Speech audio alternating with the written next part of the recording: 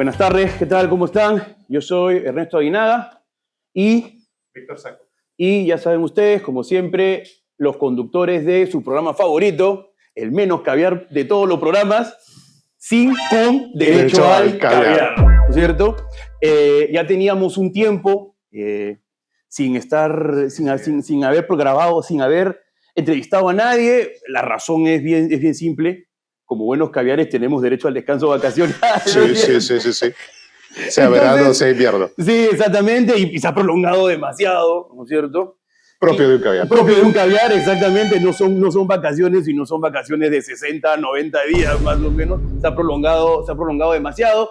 Y bueno, pero estamos de regreso para deleite de todas y todos.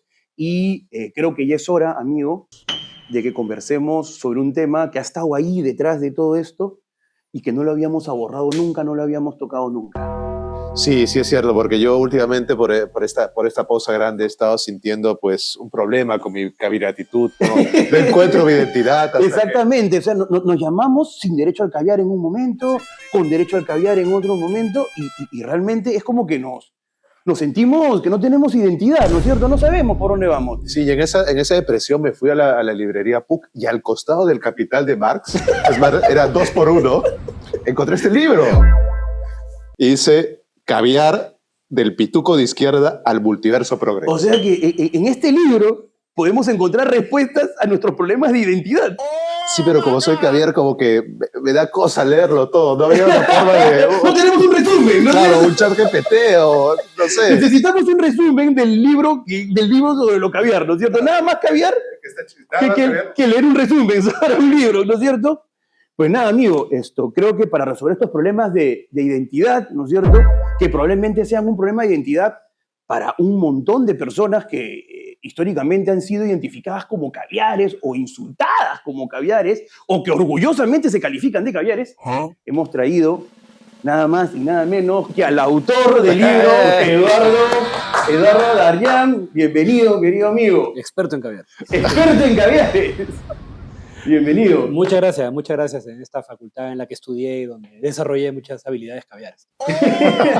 Y el perfil caviar, entiendo. El perfil caviar, exacto. Oye, que amigo, la barba es un símbolo caviar. Hay como 10 personas que se han Exactamente, ya me he dado cuenta. Yo también, ¿no es cierto? Estoy viendo acá, no me he puesto mis lentes, pero si me pongo mis lentes, tranquilamente podría decirle que también está en la carátula del libro. Sí, bueno, es una gran carátula de Gabriela Laiza, que es profesora aquí en Artes y que creo que ha capturado bien la idea del... La esencia de lo caviar. Del libro y la esencia de lo caviar. Oye, Eduardo, hay una cuestión con la que yo quería empezar, porque tu definición de lo caviar es bien interesante, ¿no? Tú dices, un caviar es un mesocrático y progresista. Esa es la razón entonces por la cual el Malecón Cisneros es la zona de Lima con el mayor índice per cápita de profesores PUC. Alguna gente se ha ofendido porque pongo ahí que efectivamente es vivir frente al mar, ¿no? Dicen algunos. Y efectivamente hay una alta cantidad de personas que uno conoce que vive frente al mar. Sí. Porque claro, puede ser un poco contradictorio, ¿no es cierto? O no. Ponerte en el balcón de tu casa a reflexionar sobre las vicisitudes del proletariado, ¿no es cierto? Mirando el horizonte. Viendo el horizonte. O tú podrías decir que es el horizonte que conduce al proletariado. Que todos lleguen a... Que todos lleguen a lo mismo, ¿no es cierto?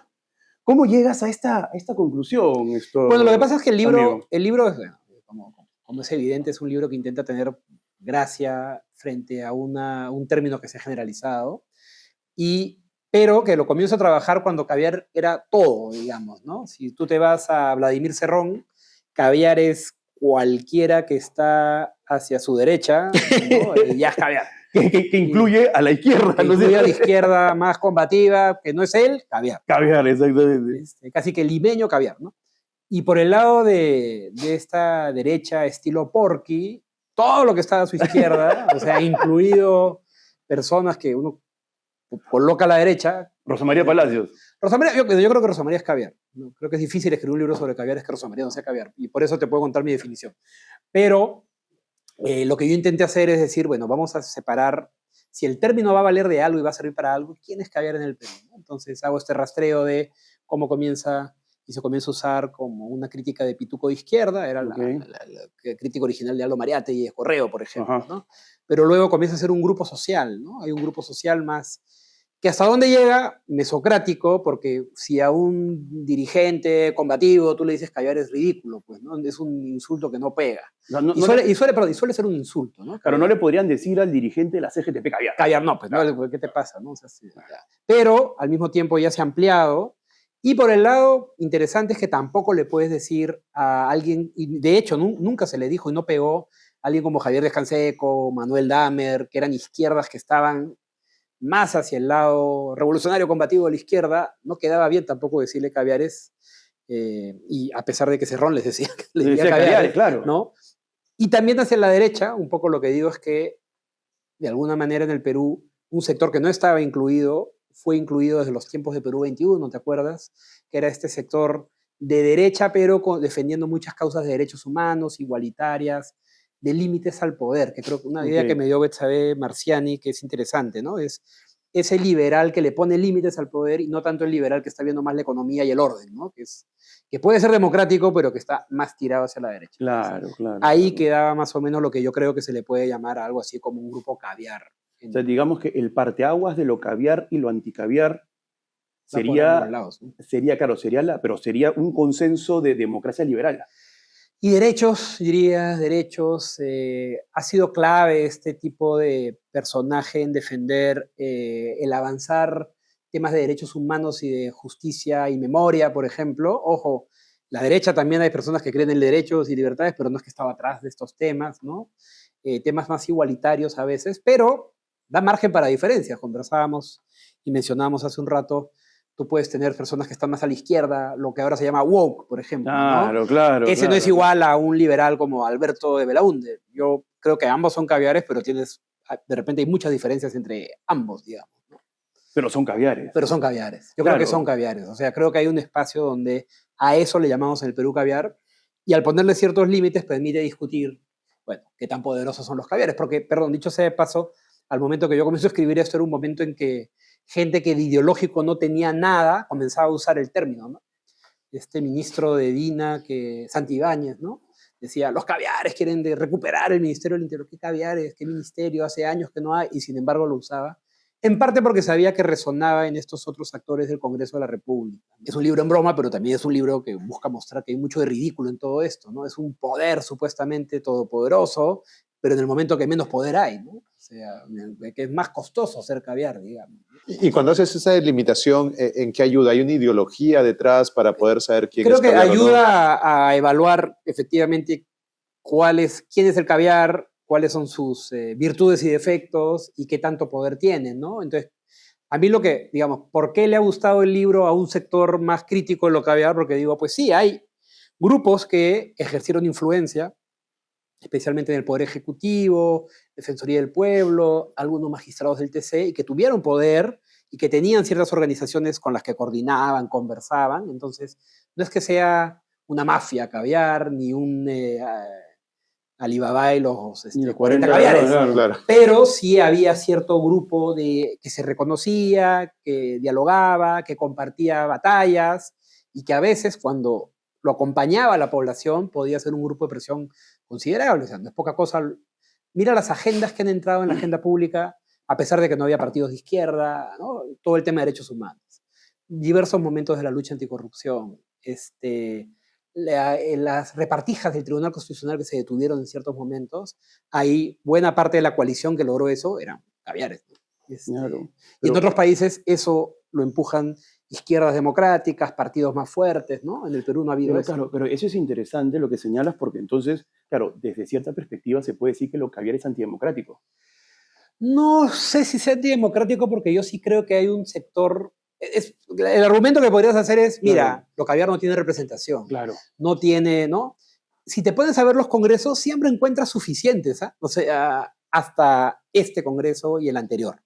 El congreso del 2020 y el congreso del 2021 ya el caviar como que se diluye y desaparece. Pero sí creo que cuando tú ves encuestas de opinión, más bien en este momento lo caviar está subrepresentado. Si tú le dices a la gente, en el Perú los caviares son 3%, es una ideología extranjera, te dicen Claro. ¿no? La derecha especialmente. Pero si tú preguntas y dices, a ver, ciertos temas, el aborto, sí, efectivamente, el aborto es un tema donde todavía es minoritario en el Perú, pero el aborto terapéutico no lo es. El aborto por violación tampoco lo es. Y hay sectores que justamente donde hay este tipo de ideas que creo que están subrepresentadas, ¿no? Entonces, no es que sea el caviar irrelevante, no es que sea minoritario sí, irrelevante no, y en algunos temas con agendas que reúnen y recogen apoyo de la población en forma importante, ¿no? Pero Sí, ahora, por lo que has descubierto, entonces entiendo que el caviarismo está desarticulado, ¿no? O se articula, se encuentra, se suelta. O tiene un montón de historias detrás, ¿no? Que ustedes las conocerán, pues también, ¿no? Como buenos caviares. La idea de las consultorías, ¿no? En la facultad de caviar. Las consultorías, ¿no? Los millones que se van en consultoría. Y mira, si no hay pues tales millones, ¿no? Son pequeñas, no se correspondería con el poder e influencia que han tenido los caviares, Claro. ¿no? La cooperación internacional, efectivamente, hay agendas y temas que se engarzan, personas que trabajan para estos temas, y hoy por hoy, que ha caído USAID, que ha caído, va a impactar en el poder caviar, pero de nuevo, no son los recursos millonarios ni las agendas con los que sueñan alucinadamente algunos, ¿no? Es algo más doméstico de lo que se quiere creer y al mismo tiempo poco electoral, que es el comentario que hago, ¿no? Y esto último que señalas, claro, ¿a qué le atribuyes esta subrepresentación de lo caviar cuando parece ser que la agenda caviar, ¿no es cierto?, sí que tendría llegada, ¿no? No sé por qué, porque creo que el problema que tienes en este momento para una agenda de este tipo es que requiere balancear y poner juntos un montón de ideas que no siempre son populares, ¿no? Segundo, creo que ha habido una predilección de ejercer influencia por fuera de la política electoral, tal vez porque hay ideas minoritarias que te impiden ganar una elección o algo así, pero creo que el costo ha sido bien grande, porque finalmente esa influencia y esos espacios no estaban dados por tu propio poder, sino por momentos y por consensos internacionales, por la llegada de algunos liderazgos, pero hoy por hoy, pues, ¿dónde está lo caviar en el Estado? ¿Dónde está en el Ejecutivo? ¿Dónde está en el Congreso? En ningún lado, ¿no? Entonces, creo que sí ha habido un desinterés y también cierta mirada de costado de lo electoral que es costoso, ¿no? Pero lo interesante es que parece que el judicial nunca podría ser caviar. El judicial en teoría no, pero donde más te golpean generalmente la crítica, es decir, el Poder Judicial y la Fiscalía son caviares, ¿no? Nidos de caviar. Siguen la estrategia caviar, ¿no? Rospigliosi, hace poco, diciendo, no, la mafia caviar, los fiscales caviares, ¿no es cierto? Apresando al policía. Sí, claro. Es como que tienen su guardia de choque. Claro. Es el argumento como que, no, todavía resistimos. Generalmente es un argumento que minimiza procesos más complejos, sociales más... O sea, la gente que va a protestar no es... Si en verdad fuéramos los caviares los que protestan, no es mucha más gente de la que de repente son caviares. Si es que crees que la razón por la cual el Poder Judicial actúa de una manera es porque son caviares, es no entender que hay un montón de jueces que tienen ya una forma de pensar, una doctrina y una cosa que los llevan a actuar de una manera.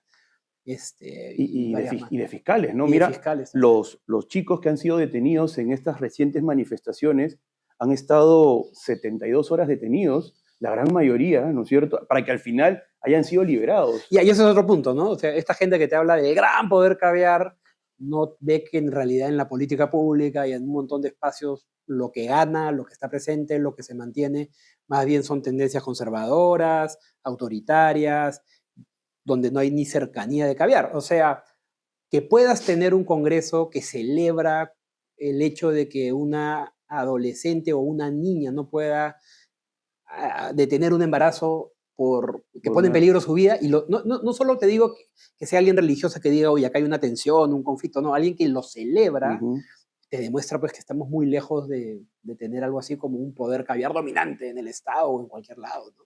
Entonces, el libro tiene ese doble juego, ¿no? Por un lado, burlarse un poco, hincar, molestar, mostrar también por qué cae antipático el caviar, pero también es reflexionar que hay una serie de ideas que son valiosas, creo yo, para una sociedad que en este momento más bien se han debilitado y que coinciden con esta debilidad del poder caviar, ¿no? Y tú dirías entonces, ahora que lo que acabas de decir hace poquito, además en el libro lo señalas expresamente, ¿no es cierto? Pareciera que uno de los rasgos constitutivos del caviar es que es antipático. Es que puede caer muy antipático, y es curioso, ¿no? Porque mucha gente desde la derecha más pituca los acusa de antipáticos y tal vez no se den cuenta que son antipáticos por la misma razón ambos, ¿no? Que es un poco esta cosa del pituco que mira desde arriba, ¿no?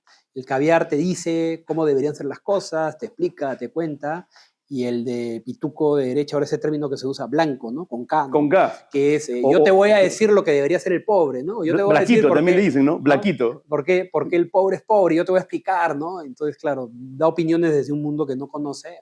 Hay un poquito de esa antipatía, yo creo, ¿no? O sea, cae mal alguien que...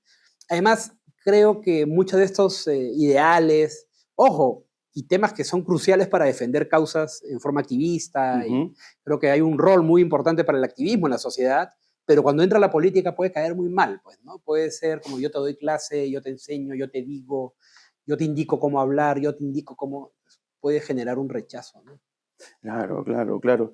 Oye, y esto... Y te hace inefectivo, perdón, ¿no? Que es lo más. Pero tú dirías entonces que el caviar, tal y como lo describes acá en el libro, se percibe como una persona particularmente ilustrada. Puede caer muy mal, ¿no? Y generalmente puede... es un tema en el Perú, yo creo que todos ustedes que han trabajado en temas que conocen el Estado o han llegado en el Estado, saben que dentro de las burocracias más viejas, estables, menos pagadas, cae mal ese técnico caviar, ¿no? Es alguien que llega y te dice cómo va a ser la política pública, y te dice cómo hay que actuar, y te dice, claro, el que está ahí dice, pues le pagan más, tiene vínculos con gente y por eso ha llegado. Entonces, efectivamente, creo que una de las críticas más generales y que también lo hace inefectivo a veces para la política es esta cosa de yo te vengo a decir cómo son las cosas, ¿no? Te vengo a dar clase, desde la superioridad moral. Yo no creo que sea un rasgo distintivo del caviar la superioridad moral, pero lo decía el congresista Gonza de Perú Libre, ¿no? Decía, ¿no? Es el que viene con sus títulos a decirte lo que debes pensar, ¿no? Y hay algo de eso, ¿no? Hay algo de eso. Ojo, de nuevo, Gonza es un vivo, pues, ¿no? Porque Gonza sabe que al decir eso lo que él quiere es que su gente entre, ¿no? Claro. O sea, hay un paso entre atacar la meritocracia y otro es negar la meritocracia. A veces en el Perú lo que pasa por meritocracia son argollas y cosas. A veces lo que hay es pues, que quieres elevar el nivel de ciertos puestos y cosas. Entonces, cuando Cerrón o Gonza atacan supuestamente las argollas caviares, es porque muchas veces lo que quieren es que su argolla sea la que entre, ¿no? Me parece a mí, ¿no? Como fue la agüita racimada y todas estas cosas, ¿no? Entonces, claro, los caviares controlan los puestos públicos, pero ¿por qué te preocupa? Porque tú quieres controlar. Entonces, claro. Hay mucho de hipocresía en la crítica también. Oye amigo, ¿tú crees entonces que finalmente somos o no somos caviares? ¿Que somos una facultad que forma caviares? Aunque somos caviares del sector privado. Somos ideólogos, podemos llegar a ser ideólogos caviares. ¿Existen los ideólogos caviares? Por supuesto, sí, claro. Hay gente que son abanderados del caviarismo. Pero creo que algo que sí es injusto es cuando tú dices que esta universidad es toda caviar. Porque eso es una gran pregunta, ¿no? Yo creo, de verdad, que es alguien que no ha estado inmerso en la PUC. Y efectivamente hay cierta cultura institucional caviar y hay grandes personalidades caviares, pero también todos conocemos abogados que están mucho más a la derecha, conocemos ingenieros que de izquierda no tienen nada, conocemos una diversidad interna mucho más grande, ¿no? Incluso cuando los alumnos se les preguntan que se manifiesten o opinen sobre ciertas cosas, con frecuencia dista de ser un resultado caviar, digamos, ¿no? Lo que pasa es que sí, también creo, y eso es algo, yo lo considero valioso, tenemos muchas ideas, creo yo, importantes en términos igualitarios, derechos humanos, derecho penal, antropología, sociología, estudio de la desigualdad, que son temas caviares, pero que son importantes. Pues, ¿no? Como sí. Dice la crítica desde fuera, adoctrinamos. Adoctrinamos. Primero, creo que hay mucha más diversidad en la que se reconoce, y segundo, sí creo que hacemos trabajo que en muchos casos a mí no me parece adoctrinamiento, me parece una educación crítica, ¿no? Claro. Una educación que pasa por mirar desigualdades de poder, el impacto de la desigualdad en una sociedad. Hay cosas de sentido común que se han vuelto caviares, y no tendrían por qué serlo. La mejor educación que yo me llevé de esta facultad fue en Derecho Constitucional, en Derechos Humanos, Y también, dicho sea de paso, los cursos que odié, pero que me enseñaron un montón a la hora de leer contratos y cosas, también me valieron. Y ahí no había caviarismo por ningún lado, digamos. Claro. Lo que pasa es que la gente no sabe, pero ahorita, en este momento, está sonando en el video en un audio imperceptible para el cerebro consciente del internacional. Así Ahora que eso está detrás, dentro del universo caviar, así es como nosotros, así como trabaja la mafia caviar, claro, la mafia caviar. Sutilmente. ¿Eh? Sutilmente, llegamos por lo bajo, ¿no es cierto? Te llegamos al inconsciente y te ganamos la mente. Cuando contemos hasta 3, te autoidentificarás como caviar. De repente te va a ver vestido con un polo, ¿no es cierto? Con su bolsita. Con su bolsita de vivanda, ¿no? Y de Mariate. Y de Mariate al otro lado. Vas a querer tener un iPhone. Pero eliminen las marcas. Eduardo, ¿y tú dirías que... ¿Cómo identificarías tú al profesional del derecho que es caviar? Pregunta difícil. me van a pegar saliendo. Generalmente, pues, tienes un montón de gente que trabaja derecho laboral, derecho... derechos humanos, derecho constitucional, ¿no? Check. Mientras vive en Malecón Cisneros. Ha trabajado en ONG. Check. Usa anteojos de marca. Consultoría, claro. Defiende causas justas. Lo justo. Claro. Y también algunos han pasado por la Defensoría del Pueblo. ¿Qué más? ¿No? Maestría en derechos humanos. En el extranjero. Obviamente. Doctorado. En el extranjero. En derechos humanos. Es como un doctorado en lo caviar, ¿no? Claro, laboral, ¿no? Es como un mundo que tira más para allá, ¿no? Pero en general también hay personas que pueden dedicarse a otras cosas, pero tener una idea pues más igualitaria, más... tenemos muchos amigos, colegas, yo también estudié acá, que son abogados de estudio, pero son caviares, ¿no? Eso es lo que te iba a preguntar, o sea, un abogado corporativo, ¿podría ser caviar? Depende de su... Iba a decir un nombre, pero después me pega. Claro, que tiene su colección de vinil. Exactamente. Vota centroizquierda. No vota por qué, ¿no? No vota por el fujimorismo, ¿no? Ese puede ser corporativo y caviar. ¿No? Puede ser corporativo y caviar. De hecho, una cosa que digo en el libro es que también hay veces un abuso del término, ¿no? Que es te dicen, no, te voy a presentar un abogado acá al estudio que es bien caviar, y te presentan un facho, ¿no? Entonces, ¿por qué va a ser caviar? Y de repente es porque le gusta Lou Reed, pues, ¿no? Claro. Sí, ¿no? O el cine clásico, ¿no? Lógico. Vale. Pues hay una generalización del término ya, cosas como que le gusta un poco la cultura y a caviar. Claro.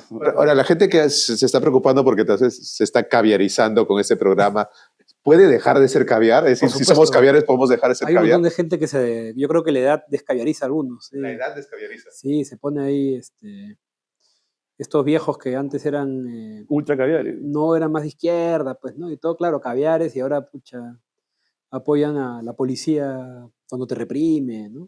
Estamos hablando de algún congresista en por ejemplo, que le preguntaron, acá este libro dice que es caviar, y dice, no, que no se negó, pero pucha, lee su libro de